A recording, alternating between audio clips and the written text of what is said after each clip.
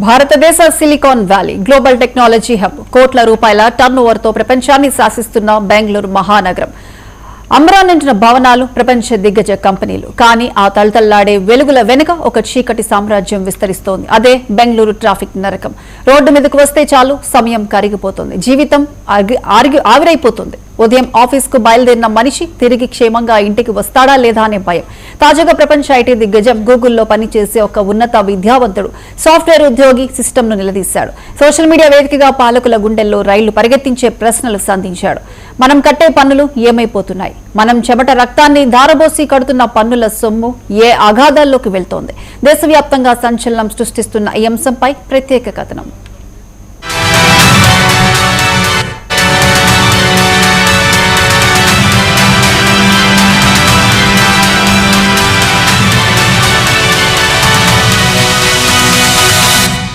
దేశ ఆర్థిక వ్యవస్థకు ఇంజన్ లాంటి బెంగళూరు నగరం ప్రతిరోజు లక్షల మంది మేధావులు దేశ భవిష్యత్తును డిజైన్ చేసే ఐటీ కారిడార్. కానీ ఆ ఐటీ కారిడార్లోని రోడ్లపై అడుగు పెడితే నరక ద్వారాలు తెరుచుకున్నట్లే కనిపిస్తుంది. రోడ్ల నిండా వాహనాల సముద్రం, గాల్లో పొగ మేఘాలు, వాహనదారుల కళ్ళల్లో అంతం లేని నిరీక్షణ.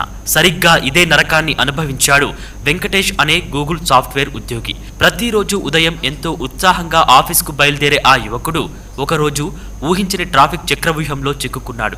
దూరం ఎంతో తెలుసా? కేవలం 4 కిలోమీటర్లు. సాధారణంగా నడిచి వెళ్లినా పట్టుమని 20 నిమిషాలు పట్టని దూరం. కానీ ఆధునిక బెంగళూరు రోడ్లపై ఆ 4 కిలోమీటర్లు దాటడానికి అతనికి పట్టిన సమయం అక్షరాల 45 నిమిషాలు.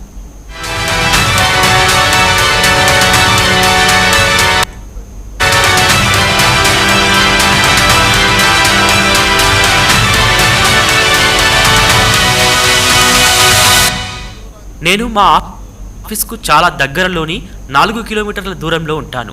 రోజు ఉదయం 9 లేదా 10 నిమిషాల్లో ఆఫీస్కు వెళ్ళిపోతాను. కానీ ఈరోజు విపరీతమైన ట్రాఫిక్ వల్ల 45 నిమిషాలు పట్టింది. ఉదయం 10 గంటలకు ఇంటి నుండి బయలుదేరితే ఆఫీస్కు వచ్చేసరికి 10:45 అయ్యింది.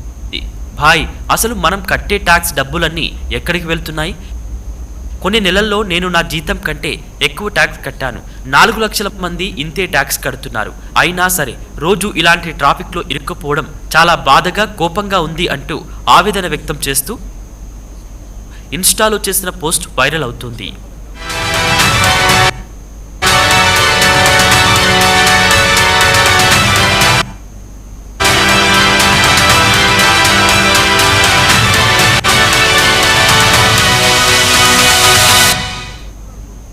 ఈ ప్రశ్న ఒక వెంకటేష్ ఆవేదన మాత్రమే కాదు. ప్రతి నెల జీతం నుంచి సగం పన్నుల రూపంలో ప్రభుత్వ ఖజానాకు సమర్పించుకుంటున్న కోట్లాది మంది మధ్యతరగతి జీవుల కడుపు కోత, నిలువు దోపిడీకి గురవుతున్న ఐటీ ఉద్యోగుల ఆక్రందన.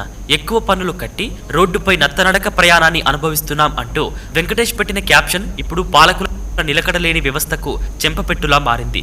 దేశాన్ని డిజిటల్ వైపు నడిపిస్తున్నామని గొప్పలు చెప్పుకునే నాయకులకు, మారుమూల గ్రామాల్లో ఉండే సామాన్యుడికి కూడా అర్థమయ్యేలా ఒక గూగుల్ ఉద్యోగి అసలు నిజాన్ని విప్పి చెప్పాడు. పన్నుల రూపంలో వసూలు చేస్తున్న వేల కోట్లు ఏ గడుపుల్లోకి వెళ్తున్నాయి?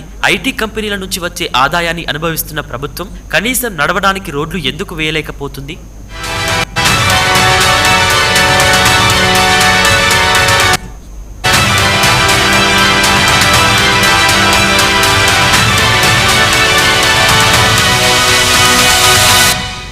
ఈ వీడియో సోషల్ మీడియాలో అప్లోడ్ అవ్వడమే ఆలస్యం. ఒక దావాగ్నిలా దేశవ్యాప్తంగా వ్యాపించింది. వేలల్లో కామెంట్లు, లక్షల్లో వ్యూస్. వెంకటేష్ అడిగిన ప్రతి మాటతో 100కు 100% ఏకీభవిస్తూ నెటిజన్లు తిరుగుబాటు బావుట ఎగరవేశారు. ఇది ప్రయాణం కాదు, పాలకుల నిర్లక్ష్యం సామాన్యుడికి విధిస్తున్న కఠిన కారాగార శిక్ష అంటూ నెటిజన్లు మండిపడుతున్నారు.